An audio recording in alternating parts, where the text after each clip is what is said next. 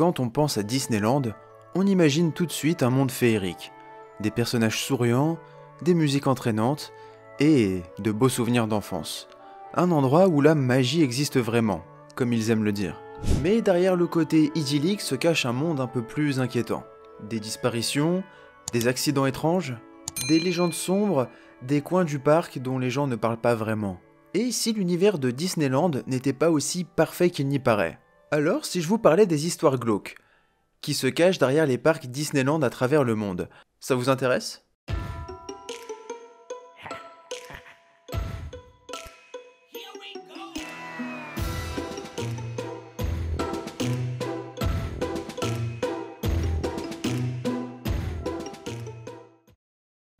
Le premier événement tragique dont je vais parler s'est produit le 17 juin 1966, à une époque où Disneyland était déjà un lieu emblématique, attirant des millions de visiteurs chaque année. Ce soir-là, Thomas Guy Cleveland, un jeune homme de 19 ans, tente d'entrer clandestinement dans le parc. Pour ce faire, il a escaladé deux clôtures, l'une de 1,80 m et une seconde beaucoup plus haute, de près de 5 mètres, afin de se retrouver sur la voie du monorail, un système de transport moderne et emblématique du parc. L'idée de Cleveland était clairement d'entrer gratuitement dans le parc, vous l'aurez compris. Il avait planifié de marcher sur le monorail jusqu'à arriver à un endroit dans le parc où il pourrait descendre sans être vu. Malheureusement, il ne semblait pas connaître les dangers liés à cette infrastructure. Un agent de sécurité, voyant Cleveland sur la voie, a tenté de l'avertir du danger imminent. Le monorail approchait à une vitesse d'environ 40 km/h, ce qui, sur une voie étroite et surélevée, laissait peu de marge de manœuvre. L'agent aurait crié à Cleveland de se coucher entre les rails, ce qui aurait pu, potentiellement, lui sauver la vie. Mais Cleveland, dans la panique, a tenté de fuir en courant le long de la voie, pensant sans doute pouvoir échapper au train. Le monorail, conçu pour transporter rapidement les visiteurs à travers le parc, ne pouvait pas freiner à temps, et Cleveland a été heurté violemment par le train, puis traîné sur une dizaine de mètres. Il est mort sur le coup, victime de plusieurs traumatismes. L'accident a bien sûr profondément marqué l'administration du parc, ainsi que les visiteurs présents ce jour-là. Il a également soulevé des questions sur la sécurité autour du parc Disneyland, et a conduit à un renforcement de la sécurité et de la surveillance dans les années suivantes. Alors effectivement, j'ai commencé fort, en parlant directement d'un accident mortel. Alors si je vous parlais de quelque chose d'un peu plus léger, une histoire de drogue par exemple. Mais non, restez, on va se marrer. Le 20 septembre 2019, un incident aussi surréaliste que préoccupant a eu lieu à Disneyland Paris, mêlant drogue hallucinogène, disparition inquiétante et mobilisation massive des secours. Ce jour-là, un touriste suisse de 32 ans, en visite dans le parc avec sa compagne, décide de consommer du LSD, une drogue psychédélique connue pour ses effets hallucinogènes puissants. Le couple prend la substance, peu avant la fermeture du parc, pensant probablement vivre une expérience sensorielle intense dans l'ambiance féerique et colorée de Disneyland. Mais les choses ne se passent pas comme prévu. Bien fait? Alors qu'il se trouvait dans la zone d'Adventureland, l'homme, sous l'effet du LSD, a commencé à se sentir désorienté et a fini par tomber dans un plan d'eau du parc. Sa compagne, ne le voyant pas remonter à la surface, panique et donne l'alerte. Car pensant à une noyade ou à un accident grave, elle décide de prévenir les employés du parc, qui préviennent immédiatement les secours. Ce qui aurait pu passer pour une simple mésaventure s'est transformé en vaste opération de recherche, digne d'un film d'action. En tout, ce sont près d'une centaine de personnes qui sont mobilisées pour retrouver l'homme, ce qui inclut plusieurs dizaines de pompiers, des plongeurs, une dizaine de policiers accompagnés de chiens de recherche, un hélicoptère de la gendarmerie avec caméra thermique, et pas moins d'une centaine d'employés du parc. La zone est fouillée de fond en comble. L'ampleur de la mobilisation laisse à penser que l'on craint réellement pour la vie de l'individu. Mais l'histoire prend un tournant aussi surprenant que rassurant.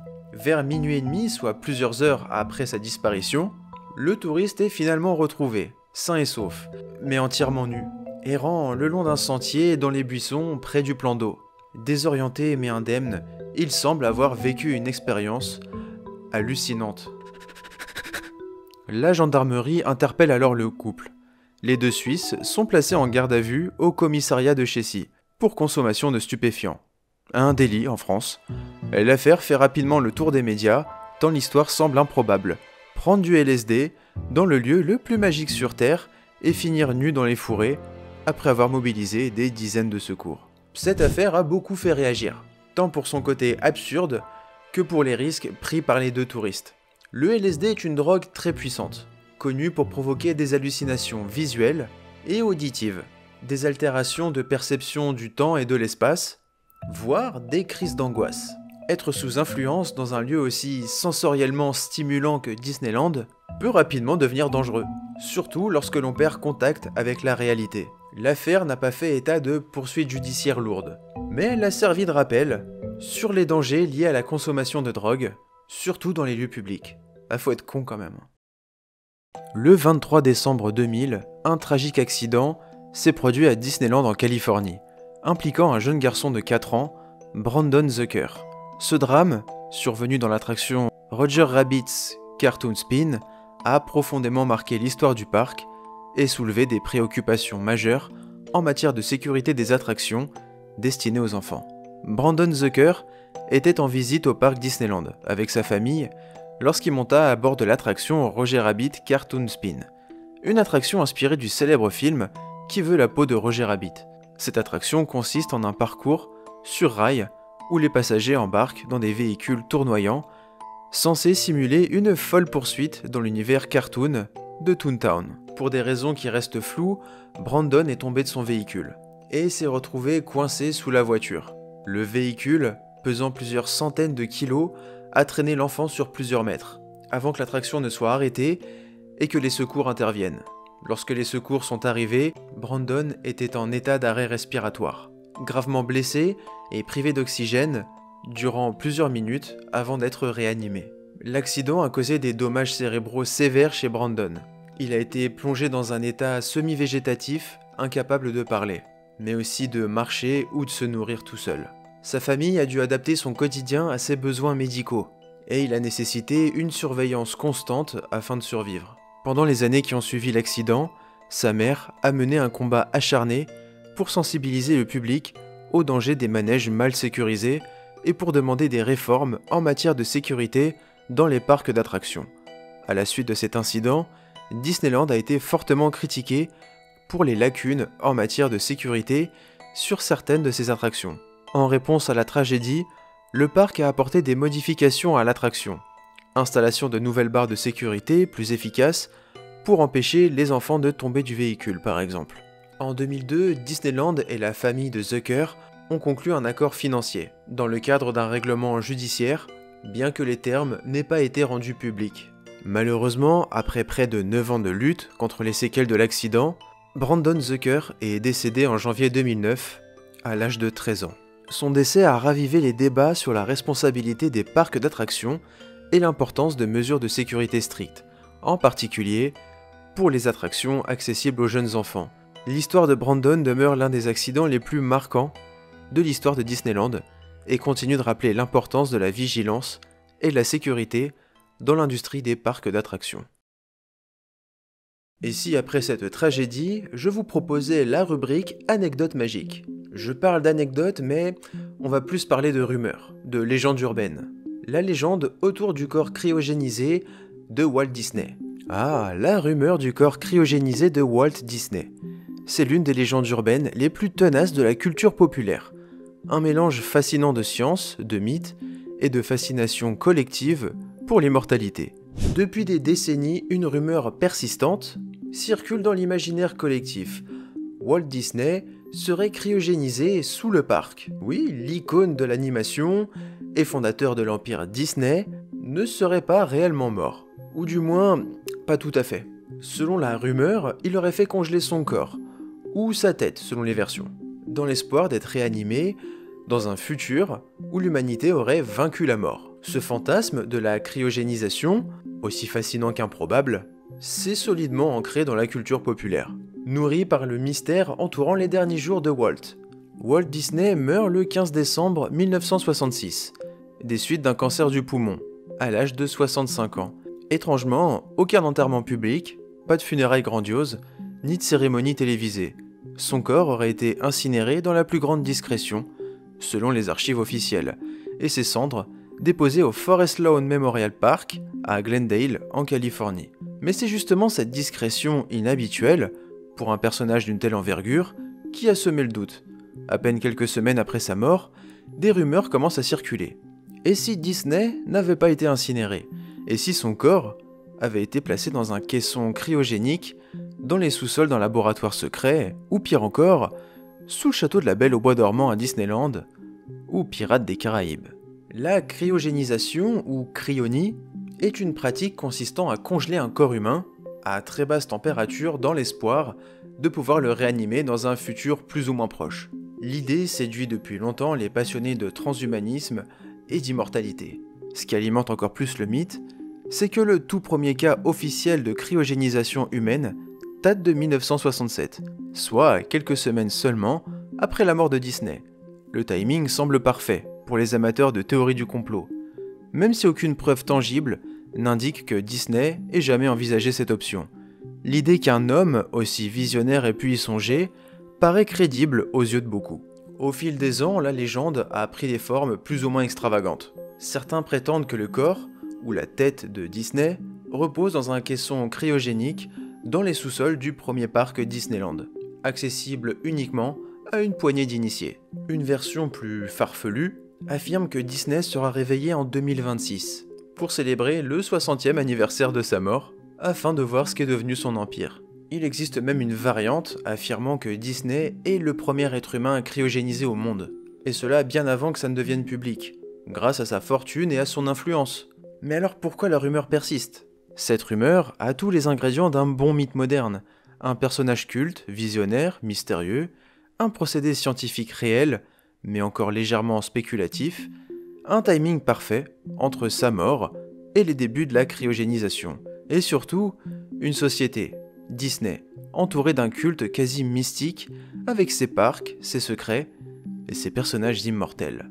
Mais ce qui alimente aussi cette rumeur, c'est le refus de la mort. L'idée que Walt Disney, qui a créé un univers où tout est possible, n'ait pas pu lui-même échapper à la mort, semble presque inacceptable aux yeux de certains fans.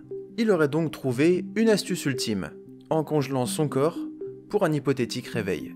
Malgré la persistance du mythe, il n'existe aucune preuve que Disney ait jamais envisagé une cryogénisation.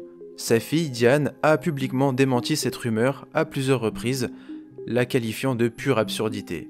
Mais comme toute légende urbaine, l'absence de preuves est une preuve pour les conspirationnistes. Car évidemment, s'il avait été cryogénisé, Disney aurait voulu garder le secret. Puis imaginez, il serait si fier de ce qu'est devenu son empire. Voir ce que Disney a fait avec des licences comme Marvel ou Star Wars, en sortant des films de plus en plus médiocres. Méchant, méchant. Mais merci pour Pirates des Caraïbes 1, 2, 3 quand même. La rumeur du corps congelé de Walt Disney, aussi invraisemblable soit-elle, continue de fasciner.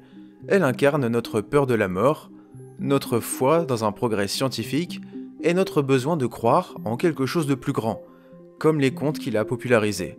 Cette légende est un miroir de nos rêves et de nos peurs. Et après tout, quoi de plus Disney que de croire qu'un jour, un vieux créateur endormi depuis des décennies pourra se réveiller dans un monde où la magie est toujours vivante. Marcelo Torres, un étudiant en art graphique, connu pour sa gentillesse et sa passion pour le dessin, était en visite à Disneyland pour passer une journée de détente dans le parc. Ce jour-là, il est monté à bord de Big Thunder Mountain Railroad, une montagne russe familiale inspirée de l'univers du Far West, connue pour ses virages rapides, ses effets spéciaux et ses décors de canyons rougeoyants. Torres était assis dans le premier wagon passager, directement derrière la locomotive de l'attraction, une position souvent appréciée pour le spectacle qu'elle offrait. Mais ce siège allait devenir le théâtre d'un drame. Alors que le train entrait dans un tunnel sombre, une défaillance mécanique majeure s'est produite. Un assemblage de roues à locomotive s'est détaché en raison de boulons mal serrés et d'un fil de sécurité manquant, ce qui a conduit à un déraillement partiel du train. La locomotive a heurté violemment le plafond du tunnel, provoquant une forte décélération. Le premier wagon de passagers, dans lequel se trouvait Marcelo, a été alors projeté vers l'avant, s'encastrant sous la locomotive. Marcelo Torres a subi de graves blessures thoraciques et internes. Malgré les efforts des secours, il a été déclaré mort peu après l'accident. 10 autres passagers ont également été blessés, dont un grièvement. L'accident a suscité une enquête approfondie, et les résultats de l'enquête ont été accablants. L'accident aurait pu être évité. Il a été démontré que Disneyland avait manqué à ses obligations en matière de sécurité. Les employés de la maintenance n'avaient pas suffisamment resserré les boulons d'un essieu, et l'utilisation d'un fil de verrouillage, élément crucial pour éviter que les écrous ne se desserrent, avait été omis. Il a été jugé que les superviseurs de Disneyland n'avaient pas détecté ni corrigé ces erreurs lors d'une inspection de routine. À la suite de cet accident, Disneyland a temporairement fermé Big Thunder Mountain et a entrepris une révision complète de l'attraction, de ses procédures de maintenance et de formation du personnel. L'événement a également poussé Disney à renforcer la sécurité technique de toutes ses attractions dans ses parcs du monde entier. En 2005, la famille de Marcelo Torres a intenté une action en justice contre Disney, affirmant que la négligence de la société avait conduit à la mort de leur fils. Bien que Disney n'ait pas admis publiquement de faute directe, un accord à l'amiable confidentiel a été conclu avec la famille pour clore l'affaire. L'histoire de Marcelo Torres reste l'un des cas d'accident les plus graves au sein des parcs Disney. Son décès a laissé une profonde marque dans la mémoire collective des employés et des visiteurs du parc. Le 7 mars 1981, Disneyland a été le théâtre d'un tragique événement qui reste l'un des accidents les plus sombres de l'histoire du parc. Mel C. Yorba, un jeune homme de 18 ans, originaire de Californie, a été poignardé à mort lors d'une altercation à l'intérieur du parc. Cet homicide a soulevé de nombreuses questions sur la sécurité des visiteurs et les protocoles d'urgence de Disney. Lors de cette soirée, Disneyland a organisé une soirée privée, organisée pour la société Roar Corporation. Mel Yorba visitait le parc avec des amis, lorsqu'il a été impliqué dans une dispute avec un autre visiteur, James O'Driscoll, un homme de 28 ans. Selon les témoins, l'altercation aurait commencé lorsque O'Driscoll accusa Yorba d'avoir importuné sa petite amie.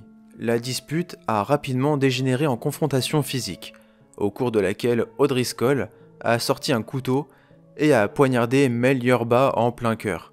Gravement blessé, le jeune homme s'est effondré dans le parc alors que les visiteurs et le personnel tentaient de comprendre ce qui s'était passé. O'Driscoll, quant à lui, a tenté de fuir la scène du crime, mais a été retrouvé caché dans les buissons environ 1 heure plus tard. Mais je me pose une question, avec la sécurité, comment est-ce que le mec il a fait pour rentrer avec un couteau? Oh, laisse tomber, on s'en fout. Ok. L'un des aspects les plus controversés de cette affaire a été la manière dont Disneyland a géré l'intervention médicale d'urgence. Plutôt que d'appeler immédiatement les ambulances locales, le personnel du parc a pris la décision de transporter Yorba à l'hôpital Palm Harbor de Garden Grove dans un véhicule non médicalisé appartenant à Disneyland. Ce véhicule ne disposait d'aucun équipement médical avancé ni de personnel qualifié pour traiter une blessure aussi grave. Cette décision a été sévèrement critiquée. De nombreuses personnes ont estimé que si les secours médicaux avaient été prévenus à temps, Yorba aurait eu de meilleures chances de survie. Malheureusement, en raison du retard de l'intervention et de la gravité des blessures, Yorba est décédé peu de temps après son arrivée à l'hôpital. James O'Driscoll a été arrêté et inculpé pour meurtre au second degré. Le procès s'est tenu en 1983 et il a bien sûr été reconnu coupable du crime, et il a été condamné à 16 ans de prison. En parallèle, la famille de Mel Yorba a intenté une action en justice contre Disneyland, accusant le parc d'avoir négligé la gestion des soins d'urgence et de ne pas avoir assuré une réponse médicale appropriée.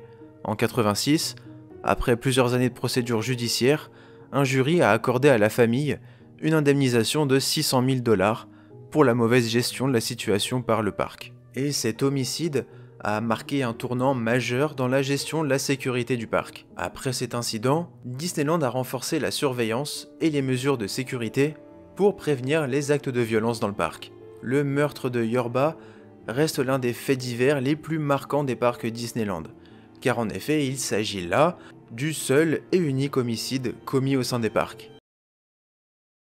Vous entendez? C'est le moment de l'anecdote magique.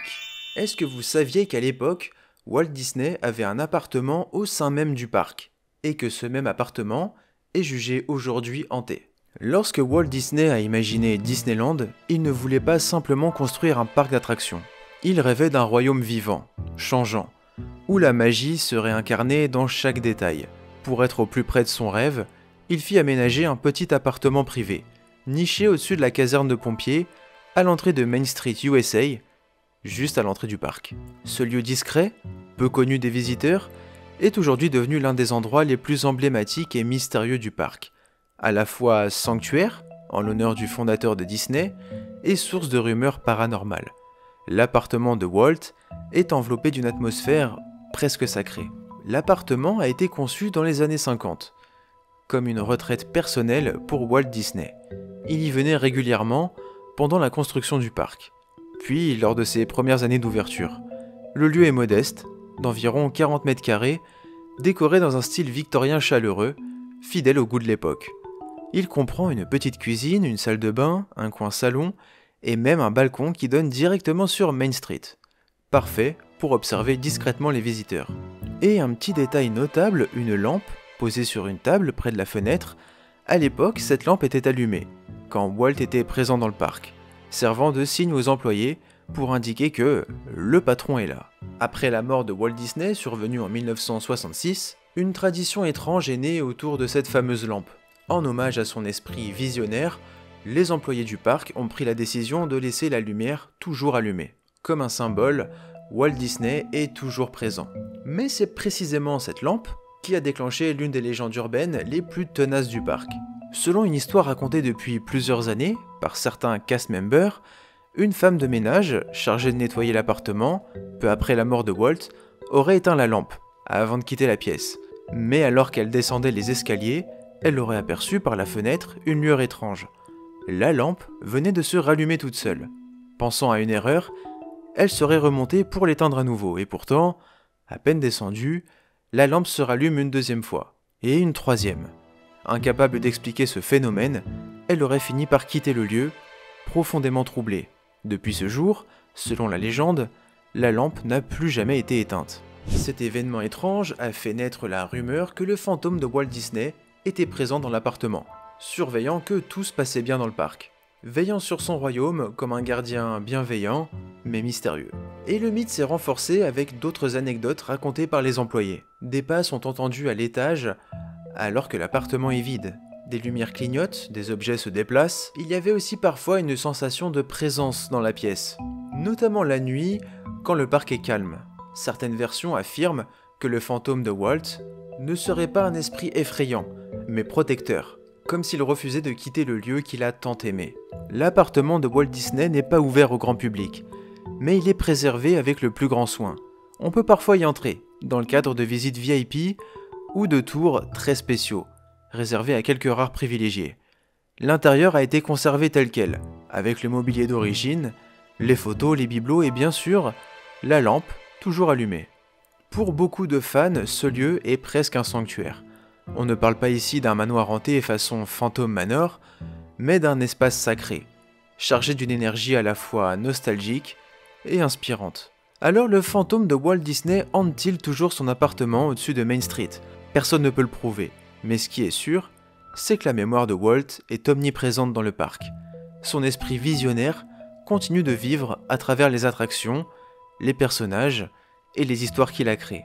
Et cette lampe discrète qui veille silencieusement sur Disneyland. Alors oui, derrière les rires d'enfants et les feux d'artifice, il y a parfois des drames, des accidents étranges, des histoires qui glacent le sang. Mais il faut aussi garder une chose en tête. Disneyland, c'est des dizaines de parcs à travers le monde, ouverts presque tous les jours depuis des décennies, avec des millions de visiteurs chaque année. Statistiquement, dans un univers aussi vaste, des tragédies peuvent arriver, c'est inévitable. Mais ce qu'il faut reconnaître, c'est que la sécurité des visiteurs et des employés est une priorité absolue pour Disney. Et croyez-moi, j'en sais quelque chose, j'y ai travaillé pendant 6 ans. Les protocoles sont stricts, les formations régulières, et chaque parc est conçu pour limiter au maximum les risques. Et malgré ces quelques histoires sombres, Disneyland reste un lieu à part, un endroit où l'émerveillement prend vie, où l'on peut retomber en enfance et partager un peu de magie que l'on ait 5 ou 50 ans. Parce qu'au fond, même les endroits les plus lumineux ont leur part d'ombre. Mais ça ne les empêche pas de continuer à faire rêver le monde entier. Merci d'avoir regardé la vidéo jusqu'au bout. Si celle-ci vous a plu, je vous invite à mettre un like, un commentaire constructif, à vous abonner à la chaîne et à voir les autres vidéos. Si vous voulez me soutenir, vous pouvez devenir membre de la chaîne et souscrire à un abonnement de quelques euros. En tout cas, moi les amis, je vous dis à très bientôt pour de nouvelles vidéos.